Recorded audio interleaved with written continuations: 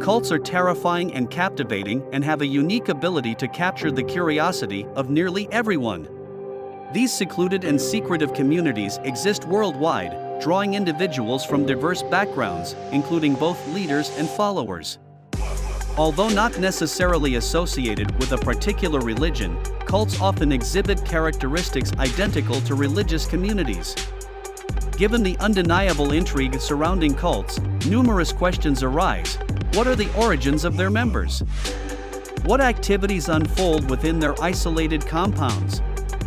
How does one become a cult leader? Here are some tactics commonly employed by cults to X. And psychological aspects of what motivates individuals to join.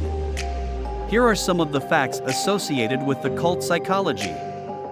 Number 1, cults feed on human desire for absolute answers. Today's world is a tough one, with more abstract issues than there are issues that are black and white. As Dr. Adrian Furnham describes in Psychology Today, humans crave clarity. Many people join cults because they believe they're being offered solid, absolute answers for questions such as good versus evil and about the meaning of life. Many cult leaders promote messages that are simple and seem to make sense, the exact opposite of what we're often provided with in everyday life.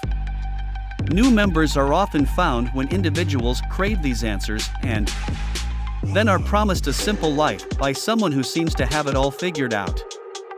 Number 2, cults are mind masters and know how to control mind of others. Cults employ various manipulative techniques to control and influence their members. These may include isolation from family and friends, strict control of information, emotional manipulation, love, and the use of guilt, fear, and shame. To maintain a false sense of comfort, cults often rely on paranoia tactics. Cult leaders convince their victims that a group, their families, and/or the government is out to get them, but that the cult can provide safety. Once a cult member comes to the conclusion that their families and country cannot keep them safe, they begin to worship and put all of their faith in their cult leader. Number 3, cults attract people through an illusion of comfort. In a world characterized by fear and uncertainty, individuals seek comfort, and as a result, many turn to cults as they tend to offer comfort. According to psychologist John Patrick Peterson from Caltech, cult leaders often make promises that are both unachievable and unique to their group. These promises encompass desires deeply ingrained in human nature, such as financial stability, complete well-being, peace of mind, and good life after death. These are aspirations that resonate with individuals at their core, and cults present them as offerings that are not found elsewhere in society. Number 4, cult members don't know that they are part of a cult. Although it can be obvious to those around them, people in cults often don't realize what they have become a part of. Psychologist Dr. Singer spent most of her career studying the psychology of cults and brainwashing. She found that most people enter a cult willingly, without realizing the power it is bound to have over them.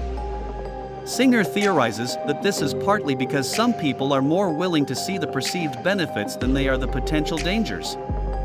She also mentions that many people assume cults are only religious, though in truth, cults can also be political groups, lifestyle groups, or business groups. Number 5, cult use us versus them mentality. Cults often foster an us versus them mentality, reinforcing the idea that the cult and its members are unique, chosen, or superior, while outsiders are portrayed as ignorant, evil, or dangerous.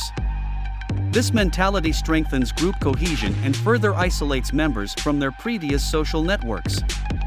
Number 6, women are more likely to join a cult. According to various research, women make up a whopping 70% of cult members around the globe.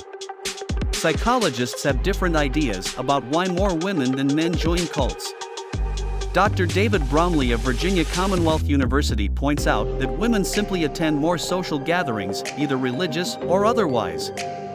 This makes women statistically more likely to join groups that will ultimately victimize them. Others suggest it has to do with the fact that women have been oppressed for much of human history. Therefore, they're more comfortable being under an authority figure. Number 7, cults aim at the identity transformation. Cults often aim to create a new identity for their members, separate from their previous lives. This involves stripping away their existing beliefs, values, and attachments and replacing them with the beliefs and ideologies of the cult. This identity transformation makes it difficult for members to leave the cult and reintegrate into society. Number 8. Cults are often charismatic leaders.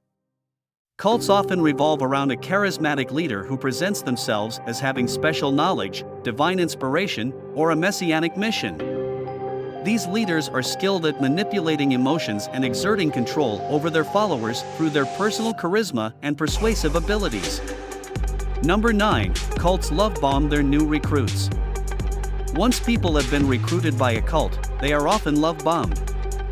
This odd phrase is commonly used to describe the ways in which someone with low self-esteem is consistently flattered, complimented, and seduced in order to train their brain to associate the cult with love and acceptance. When someone feels unworthy of love, they are the first to fall for the false affirmations associated with love bombing. In conclusion, the dangers posed by cults are significant and multifaceted. From psychological manipulation and control to isolation and alienation, cults can exert a profound influence over their members, often resulting in the erosion of critical thinking, personal autonomy, and social connections.